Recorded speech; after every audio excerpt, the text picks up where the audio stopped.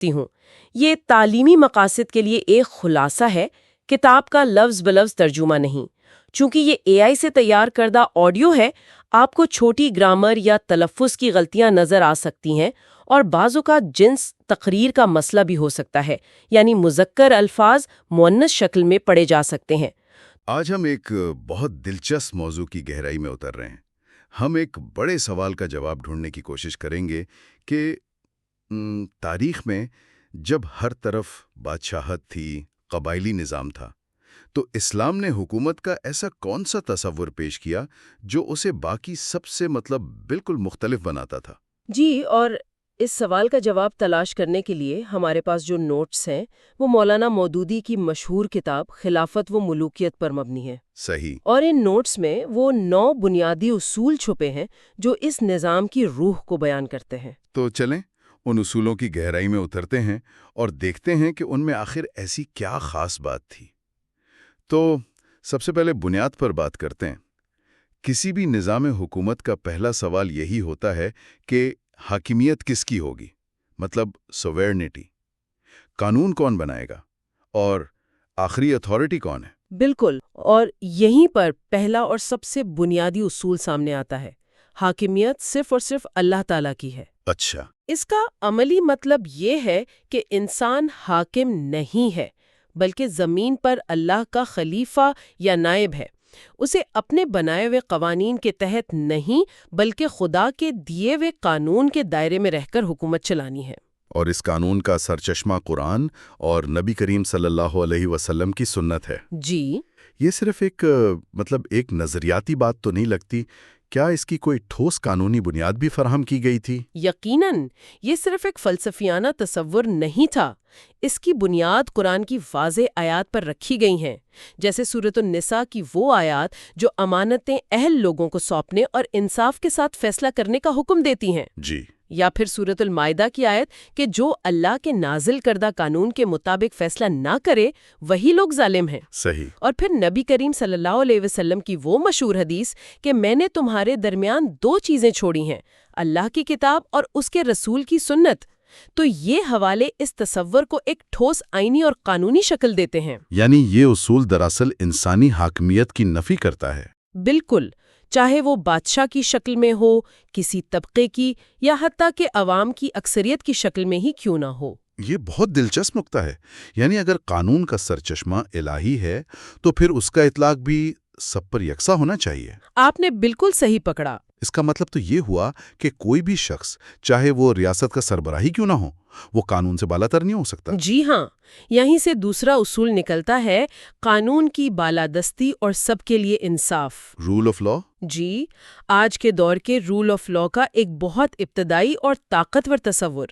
اس نظام میں کسی کو کوئی استثناء حاصل نہیں تھا۔ واہ۔ اس کی سب سے طاقتور مثال تو نبی کریم صلی اللہ علیہ وآلہ وسلم کا وہ مشہور قول ہے جو انہوں نے ایک با اثر قبیلے کی عورت کے چوری کے معاملے پر فرمایا تھا۔ اچھا۔ جی، جب لوگوں نے سفارش کرنے کی کوشش کی تو آپ صلی اللہ علیہ وآلہ وسلم نے فرمایا، قسم ہے اس ذات کی جس کے ہاتھ میں محمد کی جان ہے، اگر محمد کی بیٹی فاطمہ بھی چوری کرتی تو میں ضرور اس کا ہاتھ کاٹ دیتا۔ سبحان اللہ، یہ تو ایک انتہائی طاقتور بیان ہے۔ جانی انصاف کے معاملے میں کوئی رعایت نہیں، چاہے وہ آپ کے اپنے ہی کیوں نہ ہوں۔ یہ تو آج کے دور کے لیے بھی ایک بہت بڑا سبق ہے۔ بالکل، یہ مثال اس تصور کو محض ایک نظریے سے بڑھ کر ایک ناقابل تردید عملی حقیقت بنا دیتی ہے۔ اس سے یہ واضح ہوتا ہے کہ انصاف کسی رشتے، مرتبے یا دولت کا پابند نہیں۔ اور قانون نافذ کرنے والے پر بھی۔ جی، قانون کی بالادستی کا اطلاق خود قانون نافذ کرنے والے کی ذات پر بھی اسی شدت سے ہوتا ہے۔ اور یہی برابری کا تصور صرف قانون کی عدالت تک محدود نہیں تھا، میرا خیال ہے اس نے تو اس وقت کے پورے معاشرتی ڈھانچے کو چیلنج کیا ہوگا، خاص طور پر نسل، قبیلے اور رنگ کی بنیاد پر جو تفریق تھی۔ جی ہاں، تیسرا اصول اسی سماجی مساوات کی بات کرتا ہے۔ ریاست میں کسی بھی فرد یا گروہ کو رنگ، نسل، زبان یا وطن کی بنیاد پر کوئی برتری حاصل نہیں تھی۔ یہ تو اس دور کے لیے انقلابی بات ہوگی۔ بہت انقلابی تصور تھا، جہاں لوگ اپنے قبیلے اور نسل پر فخر کرتے تھے، قرآن نے سورۃ الحجرات میں معیار طے کر دیا کہ اللہ کے نزدیک تم میں سب سے زیادہ عزت والا وہ ہے جو سب سے زیادہ متقی ہے۔ اور پھر حجۃ الوداع کا خطبہ؟ جی، نبی کریم صلی اللہ علیہ وسلم نے اپنے آخری خطبے میں اس اصول کو ہمیشہ کے لیے واضح کر دیا کہ کسی عربی کو عجمی پر اور کسی گورے کو کالے پر کوئی فضیلت نہیں مگر تقوی کی بنیاد پر۔ یہ اصول معاشرتی تفریق کی جڑ کاٹ دیتا ہے۔ اچھا، تو اگر سب برابر ہیں اور کوئی پیدائشی طور پر حکمران نہیں ہے تو پھر یہ فیصلہ کیسے ہوگا کہ حکومت کون کرے گا؟ کیا کوئی طاقت کے زور پر آ کر بیٹھ جائے گا؟ اور اس کے جواب 5ویں اصول میں ملتا ہے، جو ہے شورا یعنی مشاورت۔ مشاورت۔ اس اصول کے 2 پہلو ہیں۔ پہلا یہ کہ ریاست کا سربراہ مسلمانوں کی آزادانہ رضامندی سے مقرر ہوگا، یعنی اس کا انتخاب عوام کریں گے۔ ٹھیک ہے۔ اور دوسرا یہ کہ وہ حکومت بھی اپنی منمانی سے نہیں بلکہ اہل رائے لوگوں کے مشورے سے چلائے گا۔ متن میں بھی نقل کیا گیا ہے کہ جو شخص مسلمانوں کے مشورے کے بغیر خود حکمران بن بیٹھے یا کسی اور کو بنا دے تو اس کی بیعت نہ کی جائے، کیونکہ اس نے اپنی جان کو خطرے میں ڈالا۔ جی، اور ایک اور جگہ انہوں نے فرمایا کہ مشورے کے بغیر کوئی خلافت نہیں۔ یعنی یہ کوئی رسمی خانہ پوری نہیں تھی۔ نہیں، یہ اقتدار کی منتقلی کا واحد آئینی راستہ تھا۔ اس کے بغیر حکومت غاصبانہ تصور کی جاتی تھی۔ یہ تو کنسنٹ آف دا گورنڈ کا ایک بہت ابتدائی ماڈل لگتا ہے۔ بہت طاقتور ماڈل۔ ٹھیک ہے، تو حکومت عوام کی رضامندی سے قائم ہو گئی۔ اب حکمران کے پاس جو اختیارات آئے ہیں ان کی حیثیت کیا ہے؟ کیا وہ ان کا مالک ہے؟ نہیں، اور یہ چوتھا اصول ہے۔ حکومت اور اس کے تمام اختیارات خدا اور عوام کی امانت ہے۔ امانت؟ جی، حکمران اس کا مالک نہیں بلکہ ایک امین یا ٹرسٹی ہے۔ اقتدار ایک بہت بڑی ذمہ داری ہے، کوئی ذاتی ملکیت یا انعام نہیں۔ اور جہاں امانت آتی ہے؟ وہیں جواب دہی کا سوال بھی پیدا ہوتا ہے۔ حکمران اپنے ہر عمل کے لیے دوہری جواب دہی رکھتا ہے، ایک خدا کے سامنے اور دوسرا عوام کے سامنے۔ اس جواب دہی کے احساس کی کوئی عملی مثال ملتی ہے؟ کیونکہ سننے میں بہت اچھا لگتا ہے لیکن عمل میں لانا مشکل ہے، لیکن اس کی سب سے متاثر کن مثال حضرت عمر کا وہ مشہور قول ہے کہ اگر دریائے فرات کے کنارے ایک بکری کا بچہ بھی بھوک سے مر جائے تو مجھے ڈر ہے کہ اللہ مجھ سے اس کی باز پرس کرے گا۔ واہ، یہ تو جواب دہی کے احساس کی انتہا ہے۔ جی، یہ ظاہر کرتا ہے کہ حکمران صرف انسانوں کے لیے ہی نہیں بلکہ اپنی ریاست میں موجود ہر جاندار کی فلاح و بہبود کا ذمہ دار ہے۔ اور حضرت ابوبکر رضی اللہ تعالیٰ عنہ نے بھی تو اپنے پہلے خطبے میں جی، انہوں نے آتے ہی کہہ دیا تھا کہ لوگوں، مجھے تم پر حاکم بنایا گیا ہے حالانکہ میں تم سے بہتر نہیں ہوں۔ یہ اقتدار کو ایک بوجھ سمجھنے کی بہترین مثال ہے۔ تو اگر حکمران ایک امین ہے اور جواب دہ بھی، تو عوام کے پاس کیا اختیار ہے اگر وہ اپنی ذمہ داری ٹھیک سے ادا نہ کرے؟ کیا عوام کو ہر حال میں اس کی اطاعت کرنی ہوگی؟ ہرگز نہیں۔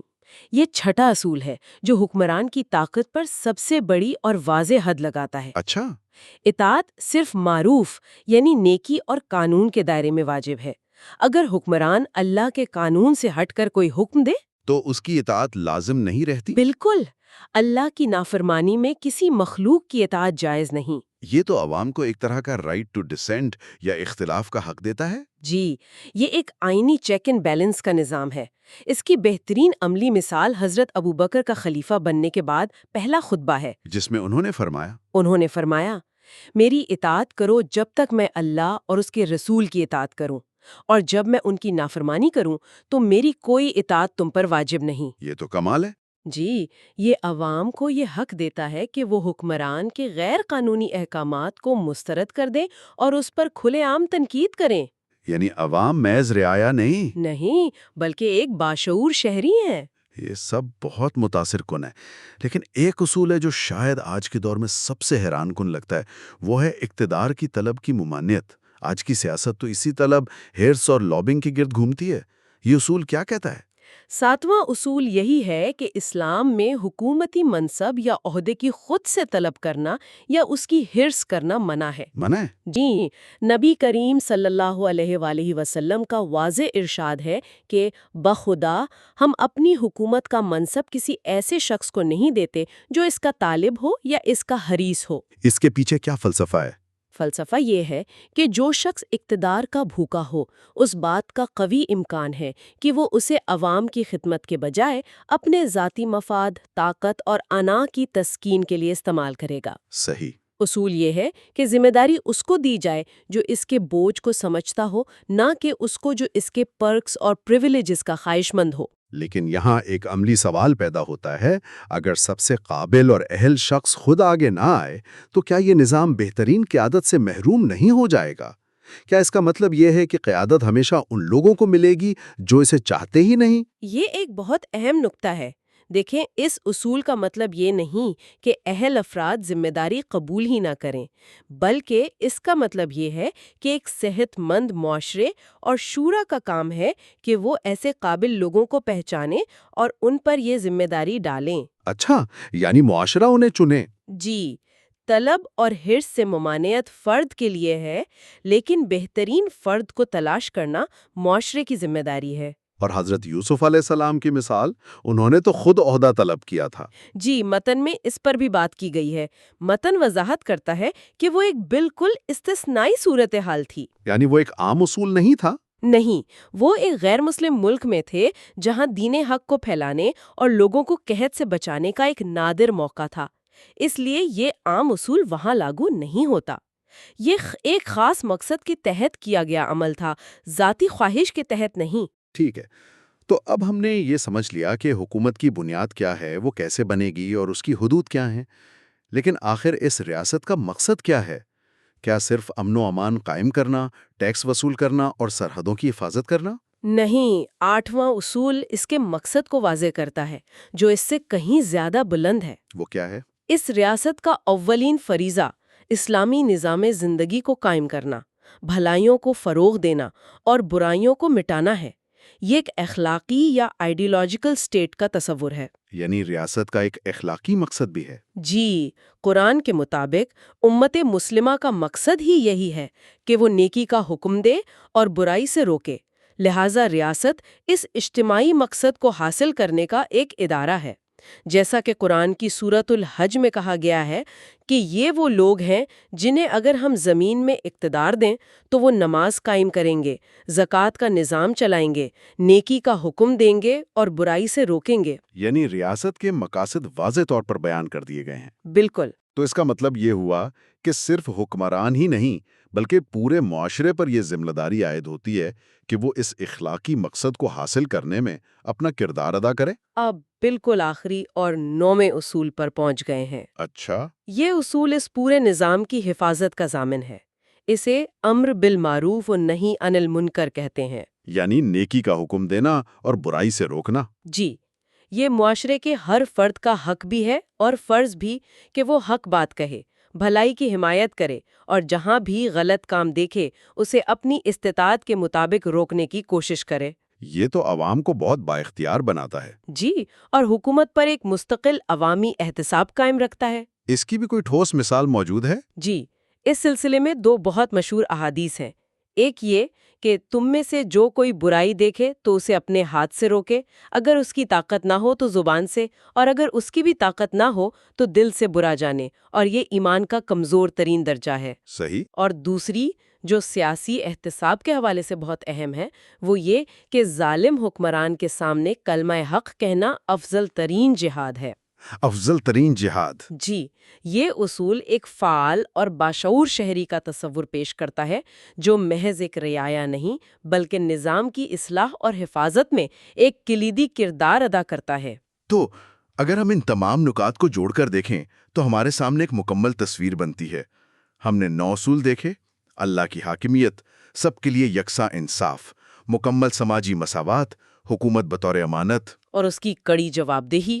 جی، اور مشاورت اور عوامی رضامندی سے حکومت، صرف نیکی کے کاموں میں اطاعت، اقتدار کی طلب سے گریز، ریاست کا ایک واضح اخلاقی مقصد، اور آخر میں عوامی احتساب کا مستقل حق اور فرض۔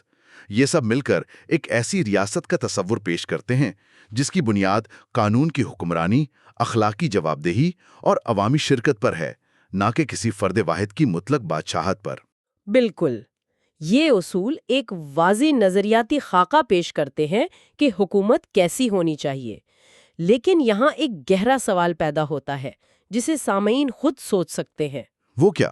یہ تمام اصول ایک خاص تاریخی اور مذہبی پس منظر میں تشکیل پائے۔ آج کی دنیا بہت مختلف ہے۔ جی، قومی ریاستیں ہیں، سیکولر آئین ہیں، عالمی قانون ہیں۔ اور بہت متنوع قسم کے معاشرے ہیں۔ تو اصل چیلنج یہ سوچنا ہے کہ ان بنیادی اصولوں جیسے انصاف، مساوات، مشانرت اور جواب دہی، ان کی روح کو آج کے جدید سیاسی اور معاشرتی ڈھانچوں میں کیسے زندہ رکھا جا سکتا ہے؟ یہ وہ سوال ہے جس کا جواب اس متن سے آگے کی گہری فکر اور تحقیق کا متقاضی ہے۔ آج ہم تاریخ کے ایک ایسے دور کا گہرا جائزہ لیں گے جسے اکثر ایک مثالی نظام حکومت کے طور پہ پیش کیا جاتا ہے، خلافت راشدہ کا دور۔ جی، ہماری اس گفتگو کی بنیاد وہ مواد ہے جو مولانا مودودی کی مشہور کتاب خلافت و ملوکیت کے تجزیے پہ مبنی ہے۔ تو آج ہمارا مقصد یہ سمجھنا ہے کہ اس کتاب کی روشنی میں اس دور کی حکمرانی کی اصل روح کیا تھی۔ بالکل، اور یہ سوال آج بھی اتنا ہی اہم ہے جتنا شاید 1400 سال پہلے تھا۔ صحیح۔ اس مواد کا جو مرکزی نقطہ ہے نا، وہ خلافت اور ملوکیت، یعنی اصولوں پر مبنی نظام اور طاقت پر مبنی نظام، اس کے فرق کو واضح کرنا ہے۔ تو ہم یہ دیکھیں گے کہ یہ نظام کیسے قائم ہوا، کیسے چلا، اور وہ کیا خصوصیات تھیں جنہیں بعد میں ایک معیار سمجھا جاتا رہا۔ جی بالکل، ہم فراہم کردہ تفصیلات کے مطابق اسی پر بات کریں گے۔ تو آئیے بالکل شروع سے شروع کرتے ہیں۔ سب سے پہلا اور شاید سب سے نازک لمحہ نبی صلی اللہ علیہ وآلہ وسلم کے وصال کے بعد ریاست کا کیا بنا؟ مطلب کوئی واضح جانشین تو نامزد نہیں تھا؟ نہیں تھا۔ اس نظام کا پہلا اور سب سے بڑا امتحان تھا، اور اس مواد میں اس بات پر بہت زور دیا گیا ہے کہ خلافت کی بنیاد موروثیت یا طاقت پر نہیں رکھی گئی، اچھا، بلکہ مسلمانوں کی آزادانہ رضامندی اور باہمی مشورے پر۔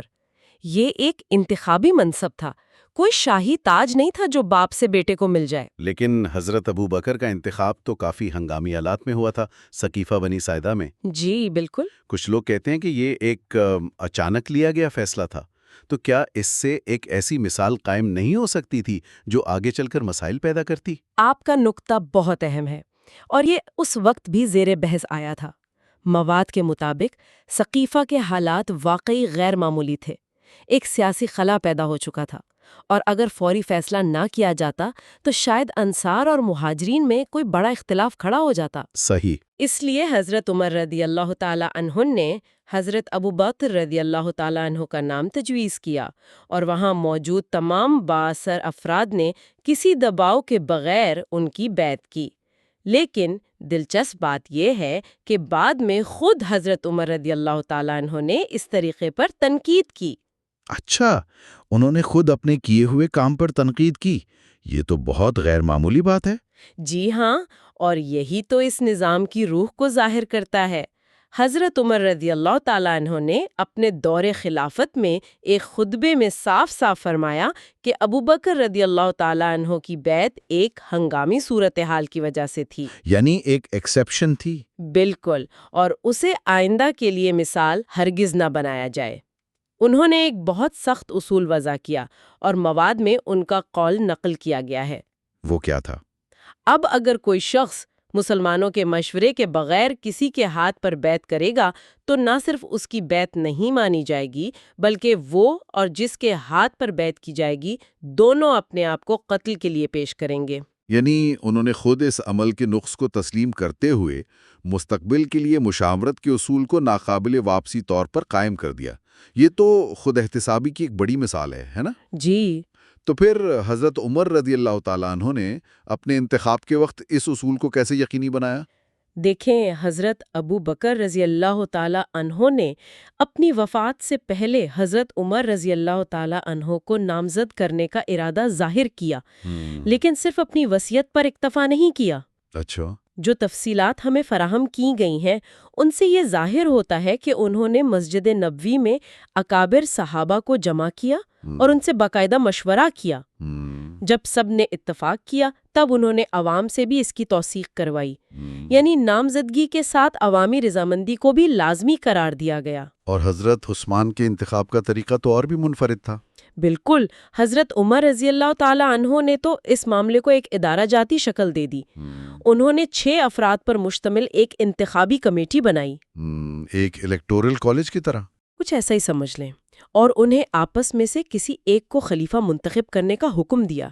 اور یہاں جو سب سے اہم نقطہ ہے وہ یہ کہ انہوں نے اپنے بیٹے عبداللہ بن عمر کو اس کمیٹی میں تو شامل کیا، لیکن خلافت کے لیے نااہل قرار دے دیا تاکہ موروثیت کا دروازہ ہمیشہ کے لیے بند ہو جائے۔ یہ ایک بہت طاقتور علامتی قدم تھا، یعنی اصول صرف کہنے کے لیے نہیں تھے بلکہ ذاتی سطح پر ان پر عمل بھی ہو رہا تھا۔ جی، اور حضرت علی کے انتخاب نے اس اصول کو مزید کیسے پختہ کیا؟ حضرت عثمان رضی اللہ تعالی عنہ کی شہادت کے بعد جب ایک گروہ نے حضرت علی کو خلافت کی پیشکش کی تو انہوں نے اسے فوراً قبول کرنے سے انکار کر دیا۔ اچھا، انکار کر دیا؟ جی، انہوں نے فرمایا کہ یہ کوئی خفیہ معاملہ نہیں ہو سکتا، میرا انتخاب مسجد میں تمام مسلمانوں کے سامنے اہل شورا اور اہل بدر کی مرضی سے ہوگا۔ جب تک عوامی بیعت نہیں ہوئی انہوں نے اس منصب کو قبول نہیں کیا۔ تو ان چاروں خلفاء کے انتخاب میں ایک مشترک قدر نظر آتی ہے، عوام کی رضامندی اور مشورہ۔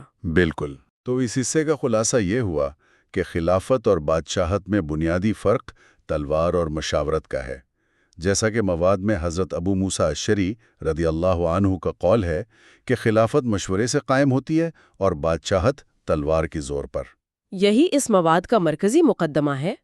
ٹھیک ہے، تو اگر خلیفہ کا انتخاب عوام کی رضامندی پر منحصر تھا تو اس سے ایک بڑا سوال یہ پیدا ہوتا ہے کہ کیا یہ رضامندی صرف ایک دن کے لیے تھی؟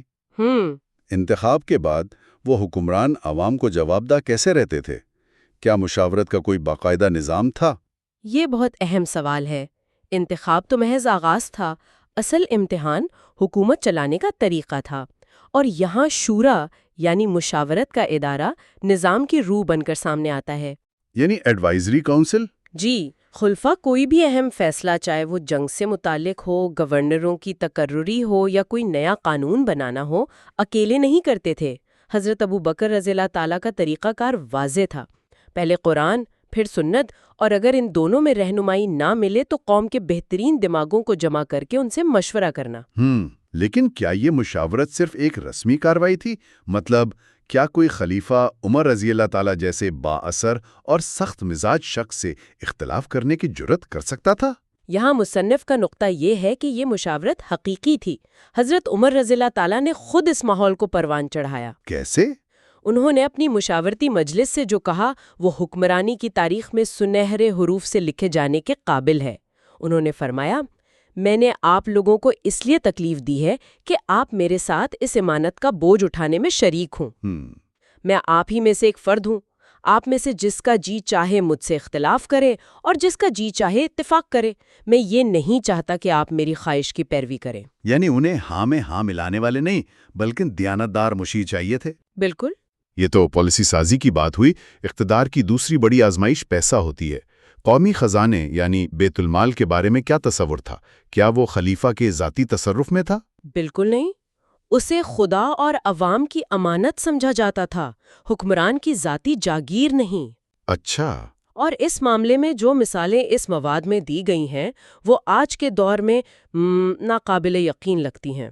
مثلاً حضرت ابو بکر رضی اللہ تعالیٰ عنہ خلیفہ بننے کے اگلے دن کندھے پر کپڑوں کا تھان رکھے بیچنے کے لیے بازار جا رہے تھے۔ ایک منٹ، کیا ریاست کا سربراہ اپنا گھر چلانے کے لیے کپڑا بیچنے جا رہا تھا؟ جی، تو حضرت عمر رضی اللہ تعالیٰ عنہ نے انہیں روکا اور ان کے لیے ایک عام مہاجر کے برابر وظیفہ مقرر کروایا۔ یہ تو آج سوچنا بھی محال ہے۔ بالکل، اور کہانیاں ختم نہیں ہوتی۔ اپنی وفات کے وقت انہوں نے وصیت کی۔ کیا وصیت کی؟ 8,000 درہم وظیفے کے طور پر لیے تھے، وہ ان کی ذاتی جائیداد بیچ کر بیت المال کو واپس کر دیے جائیں۔ وہ ریاست پر 1 درہم کا بوجھ لے کر بھی دنیا سے نہیں جانا چاہتے تھے۔ یہ تو عوامی خدمت کا ایک بالکل ہی مختلف معیار ہے، اور حضرت عمر رضی اللہ اور حضرت علی رضی اللہ کے بارے میں بھی ایسی مثالیں ہیں۔ جی، حضرت عمر رضی اللہ نے اپنے لیے بیت المال سے صرف گرمی اور سردی کا ایک جوڑا کپڑا اور ایک اوسط درجے کے قریشی شخص جتنا روز کا خرچ حلال قرار دیا۔ صرف اتنا؟ جی، اور حضرت علی رضی اللہ کا وہ مشہور واقعہ ہے جب ان کے سگے بھائی عقیل نے غربت کی وجہ سے بیت المال سے کچھ اضافی مدد مانگی۔ انہوں نے لوہے کی ایک سلاخ گرم کر کے ان کے قریب کی، وہ پیچھے ہٹ گئے۔ اس پر حضرت علی نے فرمایا، تم آگ کے اس چھوٹے سے ٹکڑے سے ڈرتے ہو، اور کیا تم چاہتے ہو کہ تمہارا بھائی مسلمانوں کا مال تمہیں دے کر جہنم کی آگ میں جائے؟ یعنی اصول اتنا سخت تھا کہ خلیفہ اپنے سگے بھائی کو بھی کوئی رعایت نہیں دے سکتا تھا۔ بالکل، یہ سب مثالیں ایک ہی نتیجے کی طرف اشارہ کرتی ہیں۔ حکمران خود کو مالک نہیں بلکہ امین اور جواب دہ سمجھتے تھے۔ یقیناً، اور یہ جواب دہی صرف خدا کو نہیں بلکہ عوام کو بھی تھی۔ حضرت ابو بکر رضی اللہ تعالیٰ عنہ نے اپنے پہلے ہی خطبے میں اس پورے رشتے کی وضاحت کر دی تھی۔ کیا فرمایا تھا انہوں نے؟ انہوں نے فرمایا، لوگوں، مجھے تم پر حاکم بنایا گیا ہے، حالانکہ میں تم سے بہتر نہیں۔ اگر میں ٹھیک کام کروں تو میری مدد کرو، اور اگر غلط کروں تو مجھے سیدھا کر دو۔ واہ! جب تک میں اللہ اور اس کے رسول کی اطاعت کروں، میری اطاعت کرو، اور اگر میں نافرمانی کروں تو میری کوئی اطاعت تم پر واجب نہیں ہے۔ یہ ایک حکمران اور عوام کے درمیان ایک واضح سوشل کانٹریکٹ تھا۔ یہ الفاظ تو بہت متاثر کن ہیں، لیکن کیا عملی زندگی میں بھی کوئی عام آدمی حکمران کا حساب کر سکتا تھا؟ مواد میں اس کی بھی ٹھوس مثالیں ہیں۔ حضرت عمر رضی اللہ تعالیٰ عنہ نے باقاعدہ اعلان کر رکھا تھا کہ اگر ان کا کوئی بھی گورنر کسی شہری پر ظلم کرے تو وہ حج کے موقع پر ان سے شکایت کرے۔ اچھا۔ ایک بار مصر کے گورنر عمرو بن العاص رضی اللہ تعالیٰ عنہ کے بیٹے نے ایک عام مصری کو ناحق کوڑے مارے۔ وہ شخص شکایت لے کر مدینہ آیا۔ پھر کیا ہوا؟